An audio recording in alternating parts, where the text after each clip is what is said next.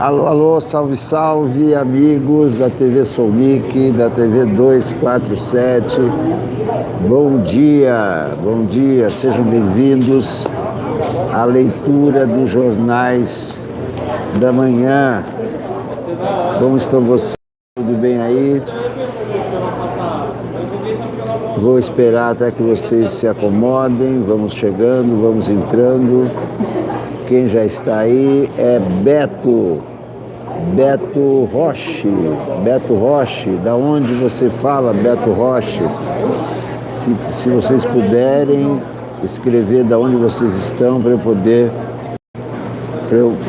ter uma noção de com quem estamos falando, a que cidades, a que países essa transmissão está atingindo. Vocês veem que coisa engraçada, né? Tantas músicas da Bahia. Olá, Beto Roche da Bahia. Tantas músicas americanas têm versões em português, mas cantando na chuva não tem, né? Só tem inglês. Singing in the rain, I'm singing in the rain, I'm happy again. Tadã. E ontem o ministro Weintraub gravou um vídeo com guarda-chuva, né? E anunciou medidas totalmente inconstitucionais, agressivas à Constituição, estimulando delação de professores pelos alunos e proibindo manifestações de protesto até os pais de alunos, como se eles tivessem jurisdição para dizer o que os pais de alunos devem ou não fazer. A Constituição garante não só a autonomia universitária, como garante também a liberdade de expressão para qualquer grupo de pessoas, para qualquer indivíduo, desde que seja pacífico. O que o ministro Weintraub vai conseguir com as suas declarações de ontem, com as suas afrontas de ontem, vai ser a sua queda. Porque os estudantes agora não vão descansar enquanto ele não cair. É muita ofensa. Não se trata apenas de cortes, se trata de agressões à democracia brasileira. Alô, André Tinoco. Alô, André Tinoco, sejam bem-vindos ao nosso café da manhã com jornais. Daqui a pouco vou ler com vocês os principais jornais, a Folha de São Paulo, o Estado de São Paulo e o Globo.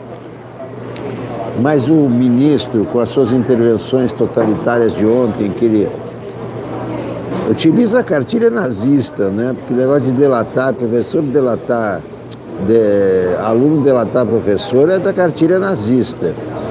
Depois, proibir aluno se manifestar, não pode proibir. Professor não pode proibir. E pais de alunos, então, é um absurdo. Conclusão, vai sofrer uma série de ações, a primeira já está anunciada.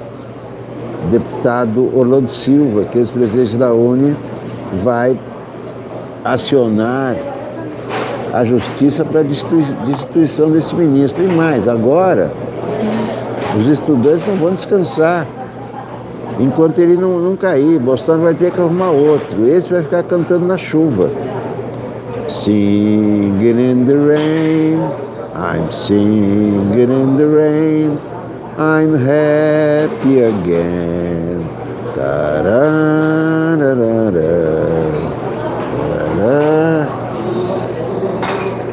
E todos os jornais hoje falando da queda do PIB.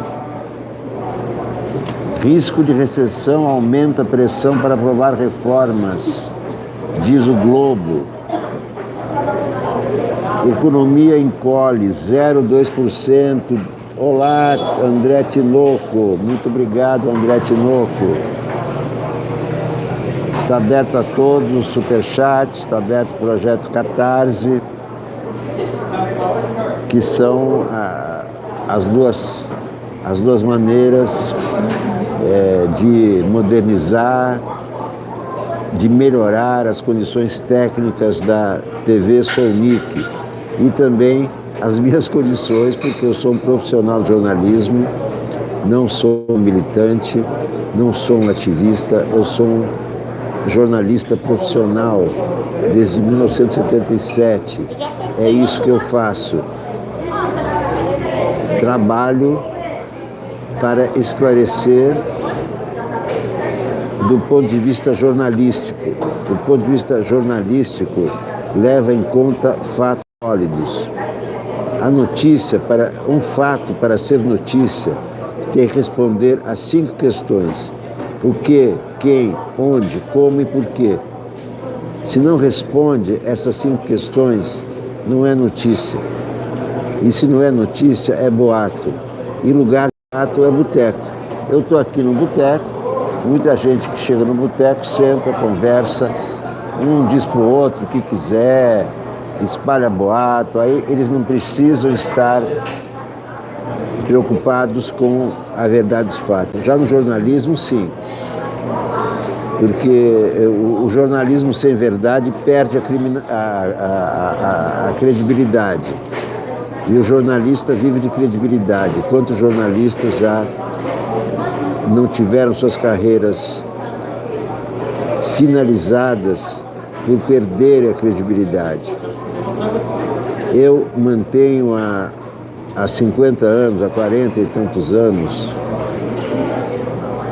desde 77, mas aos 12 anos fiz minha primeira entrevista, aos 16 anos publiquei minha primeira matéria assinada em jornal. Então, posso dizer que há 50 anos estou no jornalismo, sempre preservando os preceitos que eu aprendi com os jornalistas mais antigos, mais experientes, como Narciso Calili, Sérgio de Souza, Milton Almeida Filho, Milton Severino da Silva, Mino Carta, claro, o grande Mino Carta é o papa dos jornalistas, é o maior jornalista brasileiro vivo, fundador de todas as revistas, para vocês terem uma ideia.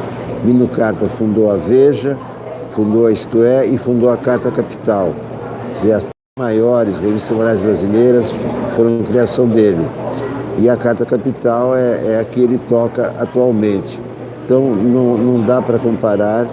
E o texto dele também é o texto número 1 da imprensa. É incomparável a trajetória do Mino Carta em relação a todos os meus colegas jornalistas, que há muitos jornalistas brilhantes. Olá, Jorge Simon. Tá bem da Bahia, Bahia presente aqui. Bom dia, Bahia.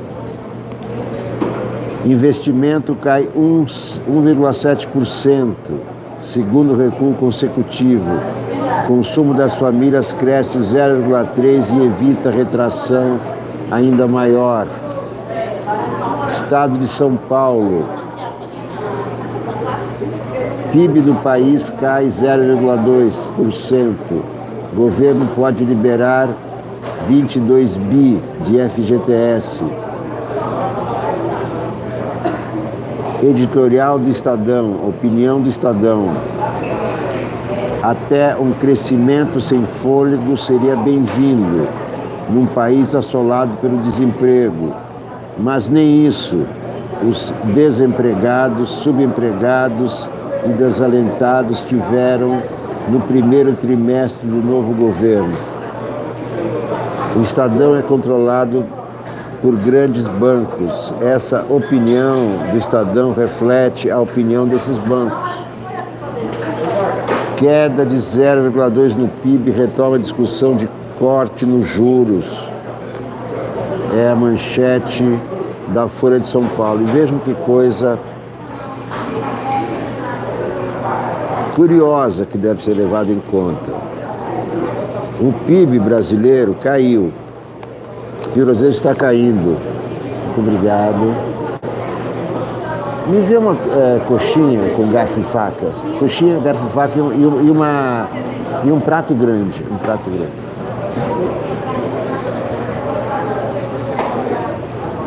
Obrigado. O PIB brasileiro que está caindo atualmente é de 1 trilhão 770 bilhões, mais ou menos. É o nono do mundo.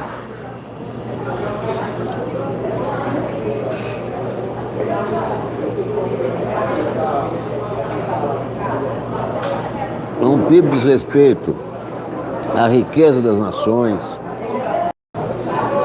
à produção, né, industrial, agrícola, ao consumo, né, a somatória. Muito obrigado.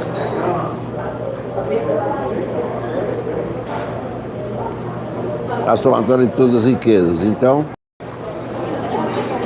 por essas contas que são feitas por organizações como o Fundo Monetário Internacional, como o Banco Mundial, essa lista dos maiores PIBs do mundo reflete a riqueza das nações. Então, primeiro, no PIB mundial, Estados Unidos. Segundo, seria a União Europeia, contando todos os países da União Europeia. União Europeia. Terceiro, a China. Então, são as nações consideradas as mais poderosas.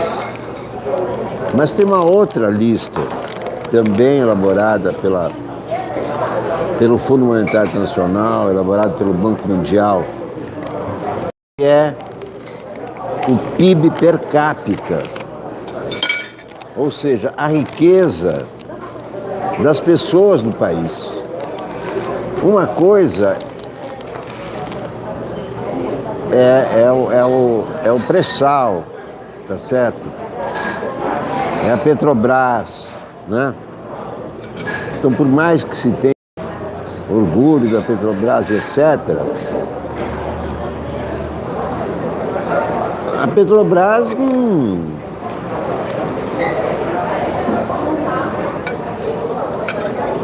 não põe comida na mesa. O que põe comida na mesa é a renda per capita. Então essa é a riqueza da população.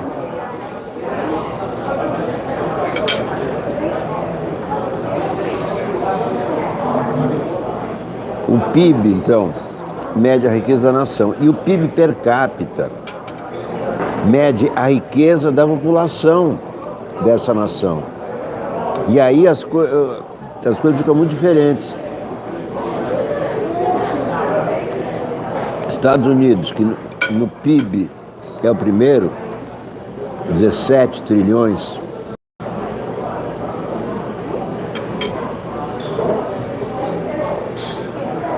Mas a sua população não é a mais rica do mundo.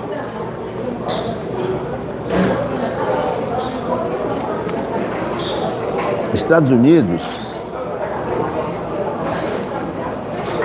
pelos dados de 2017, em riqueza da população está em 13º lugar, com renda per capita de 53.128,54 dólares. Não é curioso? Essa lista a imprensa não divulga. Divulga o PIB da nação. Mas a gente não almoça petróleo.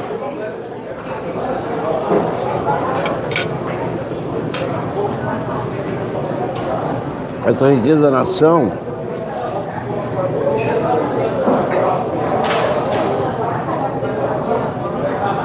é uma coisa concreta, mas no nosso dia a dia é abstrata.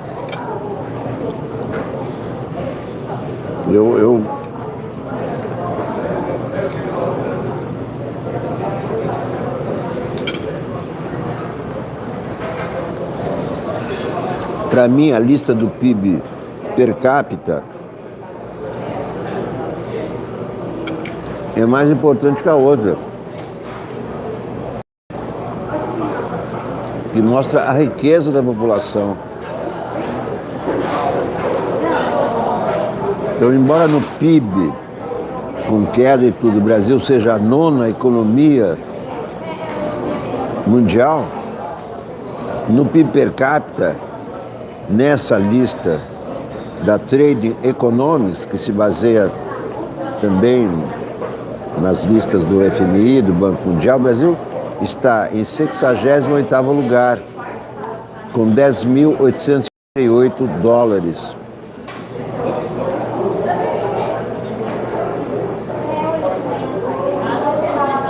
Essa é a renda anual per capita, ou seja, multiplicando por 4,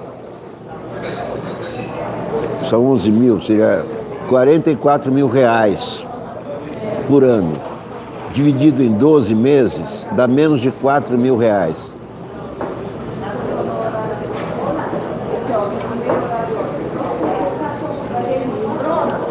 Essa é a renda média dos brasileiros, menos de 4 mil reais.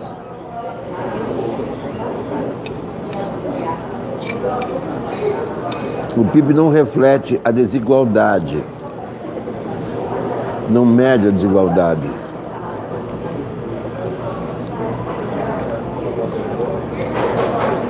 Ele só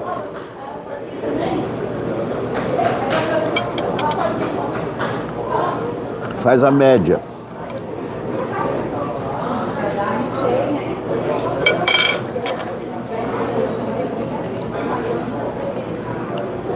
E a população mais rica, segundo essa lista da Trading Economics de 2017, é Luxemburgo.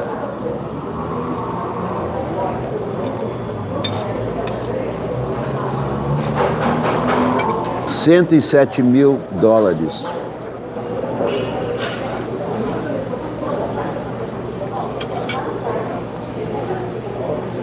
Segundo lugar, Noruega, $91 mil.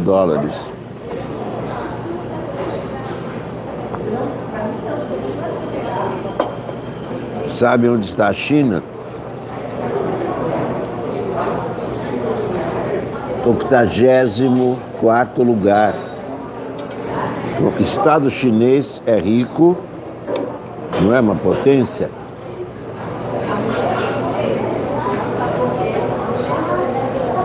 Mas a população é pobre, mais pobre que a brasileira, porque é um país imenso.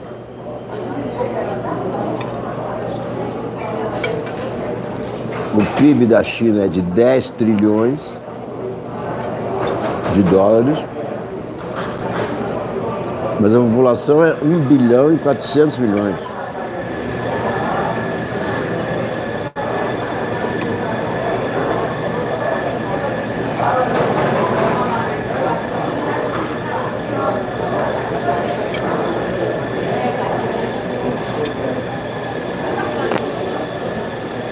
Obrigado. Então, a população chinesa é mais pobre que a brasileira.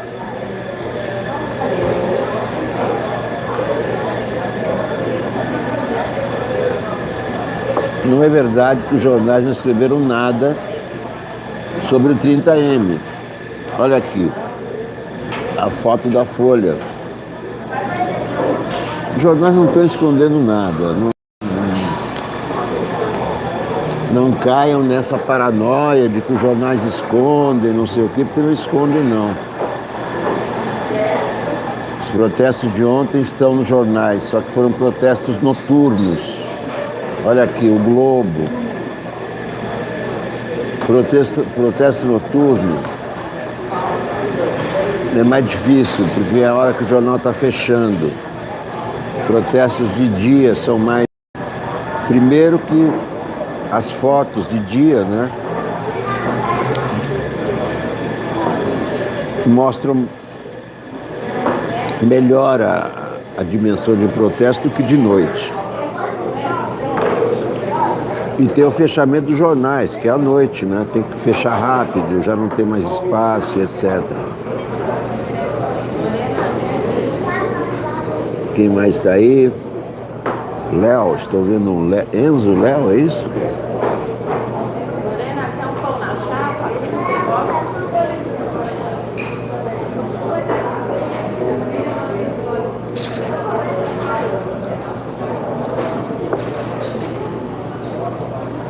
Os uruguaios são mais ricos que os brasileiros. O PIB per capita do Uruguai em 2017, não acredito que tenha mudado muito em 2 anos, 14.362 dólares. Do Brasil, 10.888. Do Chile, também melhor que o nosso, 15.059.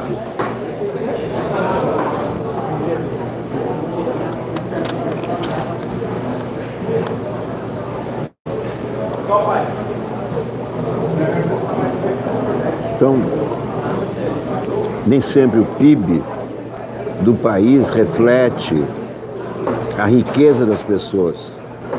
Se você pensa na China, não, a China é uma potência, a China é a China, mas a China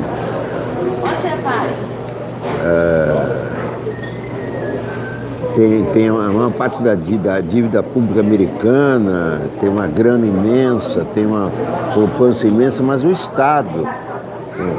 Estado chinês é rico, mas a população chinesa é pobre. E por que nós não vemos essa China pobre? Porque a China não mostra o seu lado pobre. Nenhum país mostra o seu lado pobre publicamente. Os filmes americanos, por exemplo, nunca mostraram que havia pobres nos Estados Unidos. São filmes que mostram a classe média, mostram ricos. Vocês podem ver, a maioria dos filmes americanos não mostra americanos pobres. Então, o que o mundo, qual é a percepção que o mundo tem dos Estados Unidos? Que é um país de pessoas ricas. Mas não é um país rico.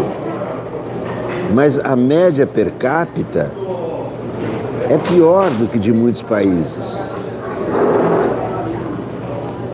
É o primeiro em per capita, digamos, global, né, como riqueza do país, mas é o 13º em riqueza da população. O Brasil é o 9º no PIB. Só que em riqueza da população, em 28º.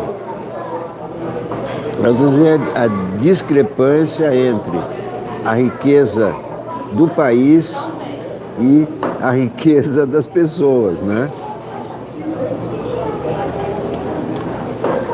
Vamos ver aqui primeiro o Globo.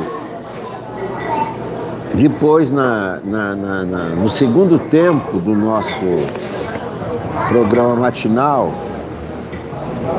a atração será a entrevista exclusiva de Jair Bolsonaro à Veja. Tá? Depois da sessão dos jornais, vou mostrar para vocês o que disse Bolsonaro à Veja. Aqui a charge do Chico. Charge do Chico. Esse é o Brasil de Bolsonaro. Vamos ver os colunistas. Weintraub acusa professores de coagir estudantes. O Weintraub está com os dias contados. Acho que os estudantes agora não vão parar enquanto ele não sair. Bolsonaro vai ter que arrumar alguém para o lugar dele.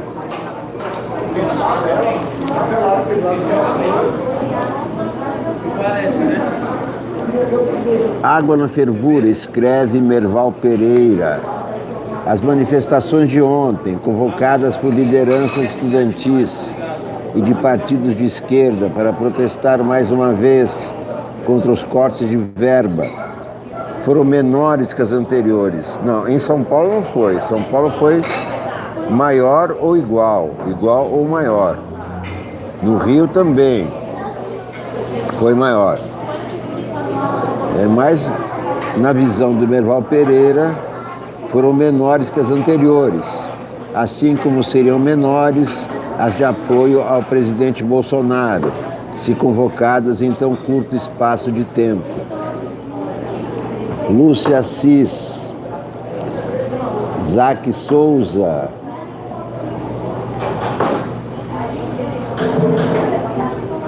não tem sentido essa disputa permanente pelo espaço público entre oposição e bolsonaristas, mesmo porque a insatisfação é muito maior do que as passeatas. É claro, naquela hora da passeata havia milhares e milhões de pessoas nos ônibus, indo para casa, milhões de pessoas trabalhando. Nenhum dos dois lados em disputa é hegemônico no momento e será preciso um grande acordo nacional para sairmos do buraco em que governos petistas nos colocaram. É a opinião do Merval Pereira, não é a minha, não foram os governos petistas que colocaram, ao contrário. Se você for ver o governo Lula, foi um período de prosperidade para o país. Então, não pode ser dito assim dessa maneira. Os governos petistas colocaram que esse é o discurso que está sendo repetido nas ruas, que o Bolsonaro não tem culpa porque quem jogou o país no buraco foram os petistas. Os petistas estão fora do poder há 5 anos.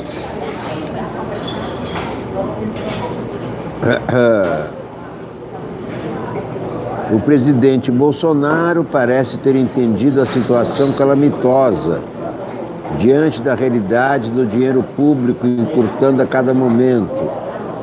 Mesmo tendo sido vitorioso o suficiente no domingo, ele chamou os presidentes dos 2 outros poderes para o encontro, em que combinou um pacto de líderes em torno de objetivos comuns, como a reforma da Previdência, a melhoria da educação, a atuação mais eficiente. Bom, para melhorar a educação, a primeira medida é tirar esse ministro, porque esse ministro é anti-educação, é o ministro da delação. Com delação não tem educação. Ninguém aprende num clima policialesco, que é o que ele está a implantar nas universidades. A primeira medida para melhorar a educação é tirar esse ministro. É rasgar de vez essa história de escola sem partido.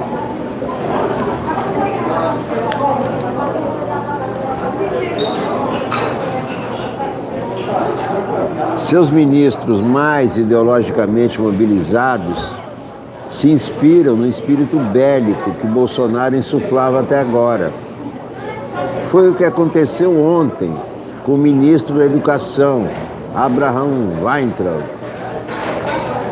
que, a pretexto de terçar armas com os estudantes, ameaçou professores e alunos que foram às passeatas e gravou um vídeo ridículo, tentando imitar Fred Astaire. E não é o Fred Astaire, Merval, você errou. Não é, como é que chama o cara? Vocês sabem, não é o Fred Astaire. Daqui a pouco eu vou lembrar.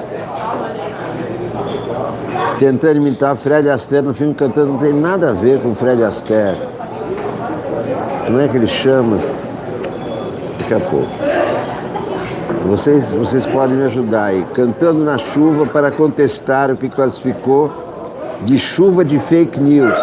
Gene Kelly, muito obrigado. Eliana Veronese, claro. E Fred Astaire, Merval. Singing in the rain, I'm singing in the rain, I'm happy again. Se as redes sociais pararem de ser alimentadas pelas intrigas do filho vereador e do filósofo at large, entraremos em um ambiente político favorável ao entendimento, que no momento significa a aprovação da reforma da Previdência. Esse é o leitmotiv. do Merval, que é a reforma da Previdência, mas não é a reforma da Previdência que vai aumentar o PIB. O que vai aumentar o PIB é o incentivo à indústria. Singing in the rain, I'm singing in the rain, Olá, Fernanda ou Fernando Guerra? I'm happy again. Nelson Mota, o tiozão e o churrasco. Esse é legal. Esse é legal de ler, porque escreve frases curtas. Fernando Gabeira, que conviveu como oposição a ele em vários mandatos na Câmara, disse que no dia a dia Bolsonaro era muito boa praça e brincalhão, ou como definiu Kim Kataguiri no Conversa com Bial, um tiozão de churrasco. Silvia Mirro, bom dia.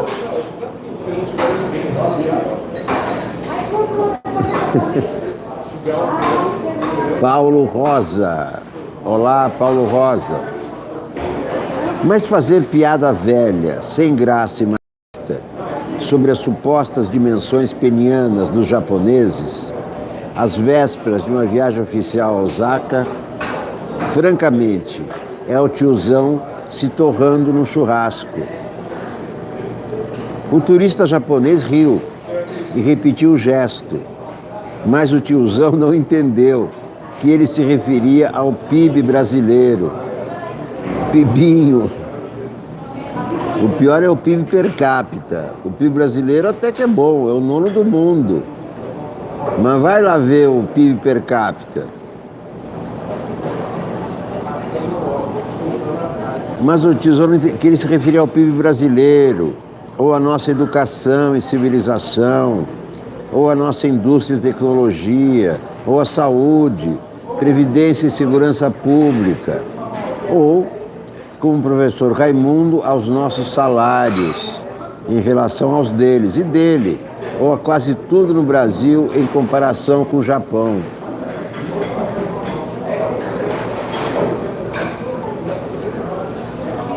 Com um conjunto de ilhas pedregosas que juntas são menores do que Goiás, sem petróleo, sem minérios, sem terras agriculturáveis, sem recursos naturais, o Japão se tornou a terceira maior economia do mundo. Mas o Brasil, bem dotado por natureza de tudo que um país pode desejar, perde longe em potência para os japoneses. O japa poderia ter feito aquele gesto cafajeste, com as mãos estendidas, à la Paulo Silvino, dizendo: "Ah, como era grande!", mas foi educado, tanto em pênis como em países. O tamanho importa menos do que o que se faz com ele. É meio bizarra essa fixação do tiozão em temas sexuais, virilidade, macheza, homossexualidade. Vive falando em abraço hétero, como se alguém duvidasse não sê-lo. Convida os turistas a comerem nossas mulheres, mas não admite que eles transem com homens, sem definir se as lésbicas estão liberadas, se o bissexualismo é permitido e como seriam feitos esses controles. Teste da farinha no aeroporto, zurram no churrasco. Enquanto isso, países que já recebem 10 vezes mais turistas que o Brasil disputam a tapa, o rico mercado do turismo gay. Seria cômico se não fosse trágico, mas um trágico tosco e constrangedor. O problema é que as piadas do tiozão ajudam o seu governo a virar churrasco. Singing in the rain, I'm singing in the rain, I'm happy again. Tararara.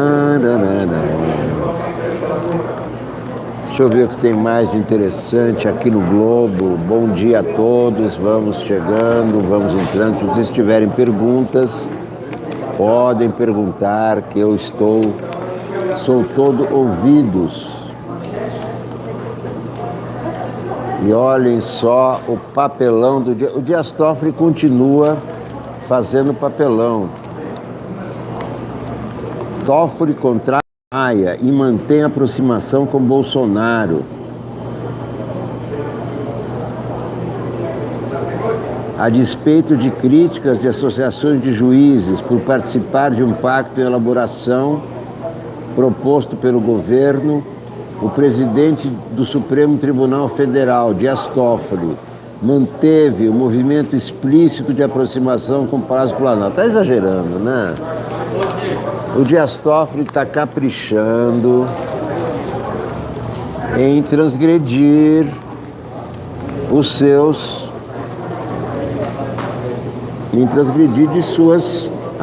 transgredir as suas atribuições. Está indo além dos limites.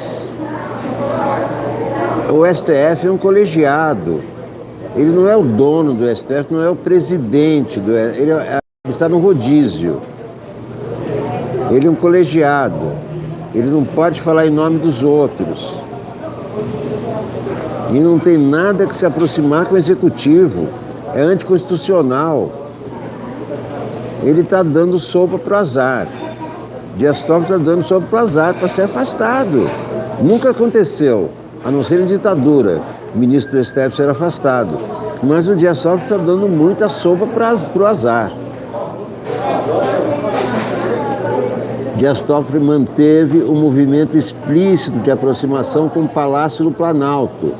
Ele esteve ontem pela segunda vez nesta semana em agenda com o presidente Jair Bolsonaro. O que é isso?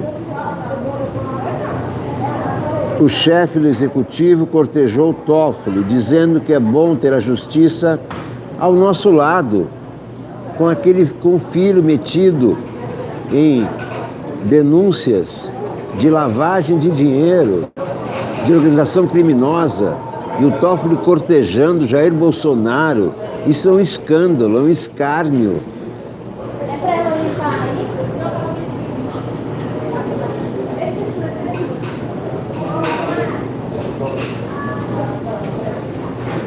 Então o chefe Dias Toffoli continuou dizendo... O Bolsonaro disse que é bom ter a justiça ao nosso lado. E já o Rodrigo Maia da Alcolumbre mantém posicionamentos mais reticentes em relação ao acordo. Durante a agenda com a bancada feminina do Legislativo, que teve a inusitada presença de Dias Toffoli, Bolsonaro disse que o presidente do Supremo tem sido uma pessoa excepcional desde que ele chegou ao Planalto. Ele não é para ser uma pessoa excepcional. Ele é para ser representante do Poder Judiciário. Déia Carvalho, bom dia. Ele mencionou o encontro da terça-feira em que propôs o pacto que tem como pontos principais as reformas previdenciárias. O que o Dias Toffoli tem a ver com reforma previdenciária? Ele pode julgar ações referentes à reforma de inconstitucionalidade e que essas ações já estão sendo elaboradas. Disse Bolsonaro, bem como o café podia estar um pouco amargo na segunda-feira, ao lado do Davi Alcolumbre e do Rodrigo Maia, mas as boas ideias, o entendimento para bem conduzirmos o destino da nação falam muito mais alto naquele momento.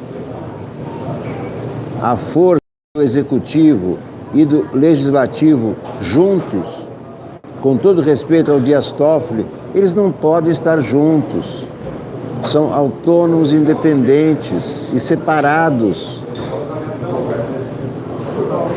Isso é um escândalo. A força do Executivo e do Legislativo juntos é muito forte. E é muito bom nós termos aqui a justiça ao nosso lado, ao lado do que é certo, ao lado do que é razoável e ao lado do que é bom para o nosso Brasil. Dias Toffoli não pode fazer isso, nem Bolsonaro declarar isso que declarou, que estão juntos. Leia a Constituição, são separados, são autônomos, senão não é democracia. E Dias Toffoli não disse nada. Isso vai provocar uma polêmica imensa hoje no STF, essa atitude do Dias Toffoli. Isso é um escândalo, uma ofensa aos outros juízes, aos seus pares. O Toffoli escuta essa frase: a força do Executivo e do Legislativo juntos é muito forte, e não diz nada. Ele representa uma força autônoma e não junto ao Executivo, não existe isso na Constituição, na democracia. Dias Toffoli perdeu a noção do cargo, perdeu a noção da responsabilidade do seu cargo. Essas coisas antigas, Lúcia Assis, essas frases que ficaram aí na memória, no inconsciente brasileiro, não valem mais para hoje. O Supremo não é uma coisa inteira e que pensa igualmente. Isso que o Dias Toffoli está fazendo já foi reprovado pelo Marco Aurélio Mello, por exemplo. Então, pensar no Supremo genericamente errado, equivocado. Isso foi só uma frase de efeito do Romero Jucá, só isso. Ou você acha que ele tinha conchavado, que ele tinha comprado os 11 ministros do STF, né? Não existe isso. Nelson Jobim, ex-presidente do STF, diz ao Globo: não basta só o entendimento de poderes. O senhor vê semelhança da atual situação política com algum outro período? Nós tivemos crises políticas na época do suicídio do Getúlio, tivemos a crise política do parlamentarismo, mas tudo foi resolvido pela política. O próprio regime militar acabou pela política. É isso que se procura hoje? Quando você fala em diálogo, significa não ter afirmações de suas posições exclusivas. Ainda estamos naquela fase de afirmação de individualidade. Esse diálogo não deve ser produto de um personagem, e sim das instituições. A grande característica da política é impessoalidade. Se você fulanizou, deu problema. Esse pacto entre poderes pode ser entendido como início desse diálogo? Pode ser, se isso for bem administrado, se não for apenas algo formal, feito em decorrência dos movimentos de domingo. Veja, nós não estamos em crise institucional, é uma crise política. As instituições estão funcionando, diz Nelson Jobim ao Globo. Estado de São Paulo, nem a galinha decolou. Editorial do Estadão. Trechos do editorial do Estadão. Aqui o encontro Obama e Pelé. Obama e Pelé se encontraram em São Paulo ontem.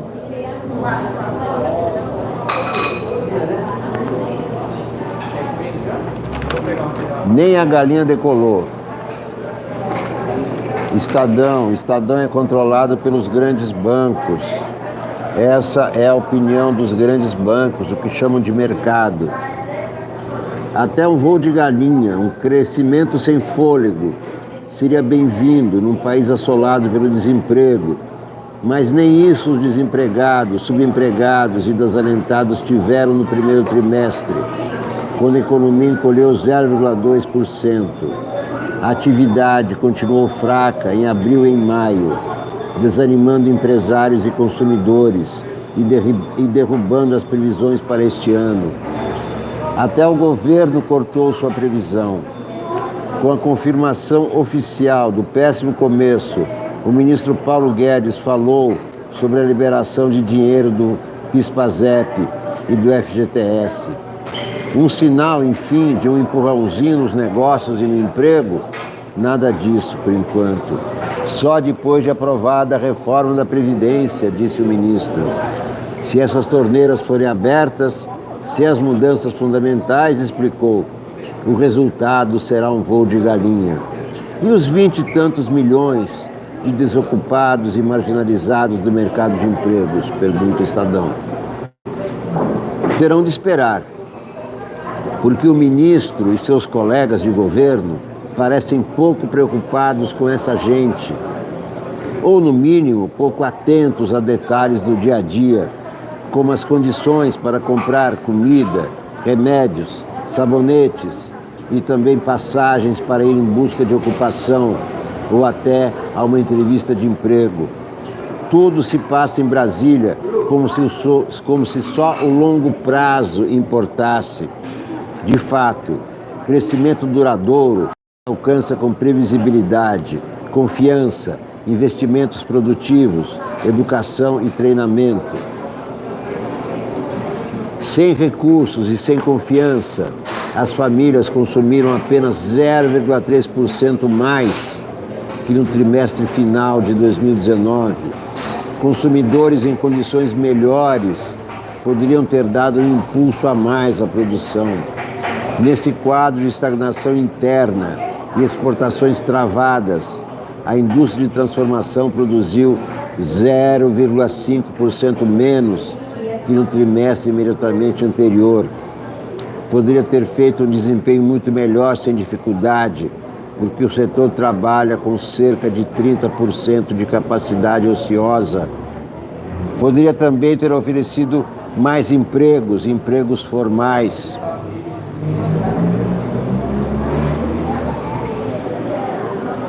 Com ampla capacidade ociosa, o setor empresarial teria pouco estímulo para investir em máquinas, equipamentos e obras, especialmente diante de um horizonte opaco. O governo, sem dinheiro, enrolado em confusões, pouco poderia contribuir para a formação de capital fixo.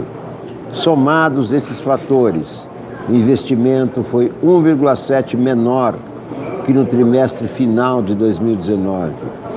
Investir em infraestrutura será crucial para um crescimento duradouro, mas para isso será preciso avançar em licitações e em mobilização de capital privado, diz o Estadão. Deputados podem esvaziar pacote anticrime de Bolsonaro. Parlamentares tentam tirar apoio à PEC anti-Mourão. Sob pressão das redes sociais bolsonaristas, 16 dos 172 deputados que subscreveram uma PEC apresentada pelo PT para impedir o vice de assumir o mandato em caso de afastamento do titular, tentam apagar suas digitais.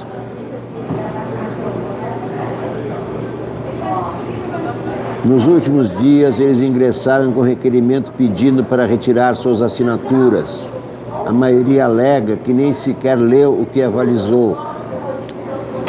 A PEC, que recebeu apoio de 7 deputados do PSL, prevê eleições diretas 3 meses após o afastamento do presidente, prefeito ou governador, seja qual for a circunstância. Muito bom. Nesses casos, o vice só ficaria no cargo durante esse período. Então, afastado o presidente, o vice fica 3 meses e se realizam novas eleições. Perfeito. Perfeito. Por esse caminho, se esse caminho for adotado, o eventual impeachment do Bolsonaro não incorrerá na posse do vice Hamilton Mourão, no qual o Congresso não confia. O Congresso não sabe o que Mourão poderá fazer se assumir a presidência da República. Muito bom esse projeto do PT. Parabéns, PT. Deputados podem esvaziar pacote anticrime de Moro. Moro pode sofrer um novo revés no Congresso. O grupo de trabalho que analisa seu pacote anticrime deve rejeitar duas das principais medidas da proposta. A maioria dos parlamentares é contra manter no texto o chamado excludente de ilicitude. É claro que isso tem que cair fora. Que isenta especiais de punição em casos de homicídio em serviço e o cumprimento de pena após condenação em segunda instância, que afronta a Constituição. É claro que isso tem que retirar do pacote do Sérgio Moro, que também é outro que continua afrontando a Constituição. Desde a implantação da Operação Lava Jato, ele viola constantemente a Constituição, sob o silêncio do STF.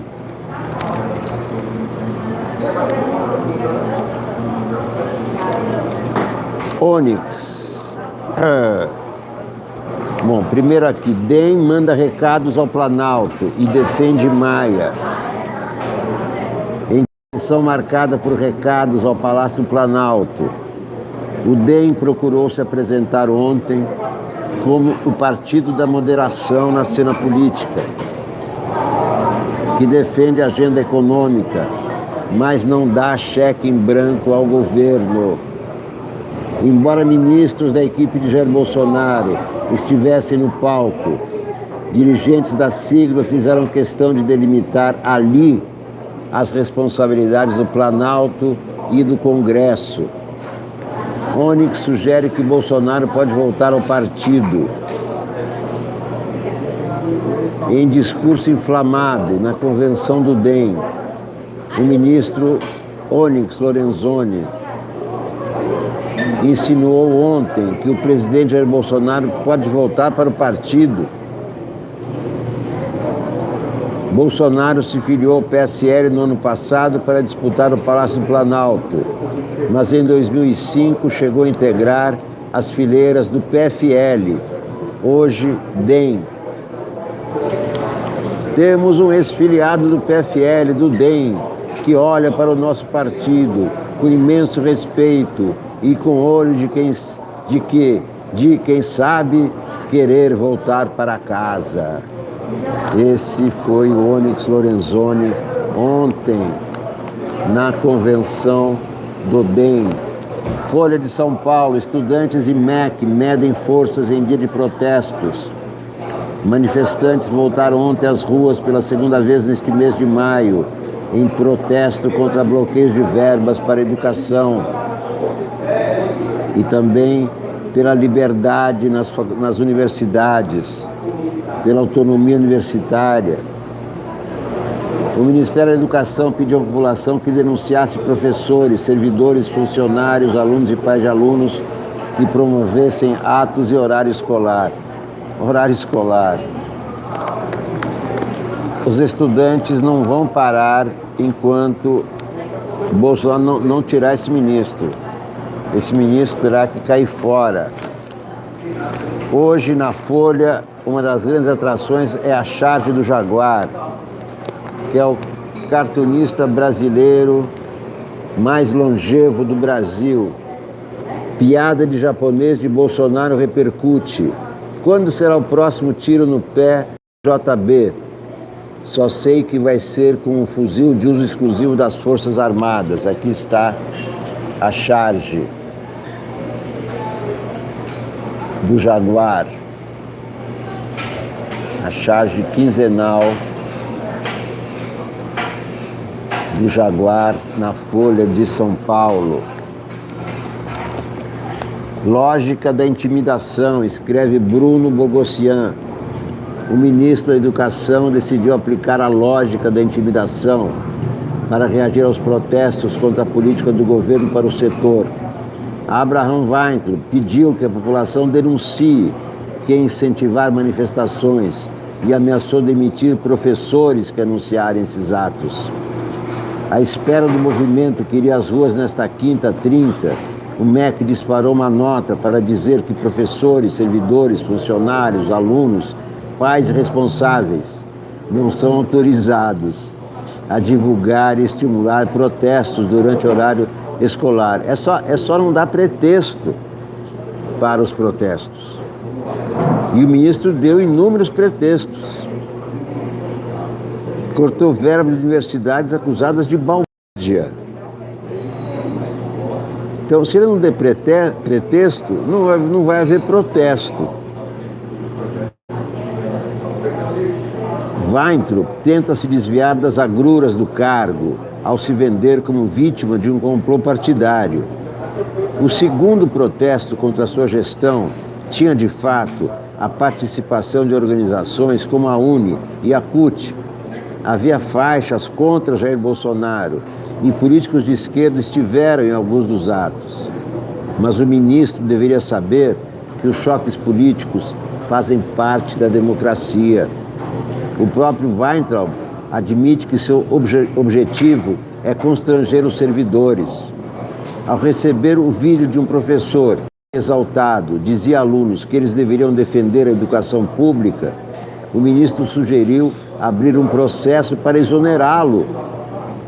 Ele lamentou que o sistema fosse demorado, mas acrescentou que a ação assustaria essa turma de corajosos que usa crianças e menores de idade como bucha de canhão, quer dizer, crianças nas universidades. O ministro ainda reclamou dos gritos do manifestante na gravação. Inacreditável a forma de comunicação. Weintraub já mostrou que prefere patetices, como o vídeo em que segura um guarda-chuva para dizer que está chovendo fake news. O governo insiste na visão de que os manifestantes são idiotas úteis e só saíram às ruas porque foram manipulados por professores. Weintraub, em especial, aposta numa guerra constante contra a doutrinação ideológica. Aparentemente, ele não tem nenhuma outra resposta a oferecer para melhorar a educação. Singing in the rain, just singing in the rain. Bolsonaro é inteligente? Pergunta Hélio Schwartzman. Bolsonaro, afinal, é inteligente ou não? Ele estabelece objetivos e se vale de uma estratégia pensada para alcançá-los? Ou apenas vai se posicionando meio caoticamente diante das questões que se lhe apresentam? As opiniões se dividem. Um bom argumento pró-inteligência é o de que ele venceu a eleição mais disputada do país. Velhas raposas da política, algumas com lustrosos títulos acadêmicos, já tentaram e fracassaram. Admito que o presidente fez coisas certas durante a campanha, mas desconfio um pouco do uso de resultados discretos como métrica de capacidades individuais. O acaso e outras forças que não controlamos são muito mais decisivos para o desfecho de eventos do que nossas mentes fascinadas por comando estão prontas a admitir. No caso em tela, não me parece despropositado afirmar que em 2018 o que vimos foi mais o PT perdendo a eleição do que algum candidato a vencendo. Bolsonaro beneficiou-se de ter a imagem de ser o que de mais afastado do PT existia, além de, devido à facada, ter sido poupado de apresentar suas ideias e submetê-las a escrutínio. Já os que advogam pela vacuidade presidencial apontam como prova principal a gratuidade das polêmicas em que envolve. Via de regra, são questionadas. Via de regra, são questiúnculas, com as quais ele tem pouco a ganhar e muito a perder. Concordo em parte. A desnecessidade dos ataques bolsonaristas é de fato chocante, mas os defensores da hipótese de vida inteligente têm uma resposta fácil. Aparente superfluidade é parte da estratégia. O presidente é tão inteligente que está sempre alguns lances à frente dos que tentam interpretá-lo. Até que surja um momento no qual se possa carimbar o governo como definitivamente fracassado, não há como refutar essa possibilidade. Isso vale só no plano teórico. No mundo real, quando vejo os despauterios presidenciais, fica difícil acreditar que sejam mais do que simples despautérios. Meus amigos da TV Sounic, da TV 247, minhas amigas da TV Sounic, muito obrigado por assistirem. Essa é uma TV que preza o jornalismo, que não admite e que repele fake news e também teorias da conspiração. Eu procuro expor para vocês fatos sólidos, notícias, informações com fundamento, para que possamos também dar a nossa opinião a partir de fatos comprovados e não a partir de boatos de boteco. Muito obrigado a todos. Eu volto daqui a pouco com o segundo tempo da nossa leitura, com a entrevista de Jair Bolsonaro à revista Veja dessa semana que acabou de ir às bancas. Eu vou encerrar essa transmissão, daqui a pouco vou fazer uma nova transmissão ao vivo com a leitura da entrevista de Bolsonaro à Veja. Muito obrigado por enquanto e até daqui a pouco. Tchau.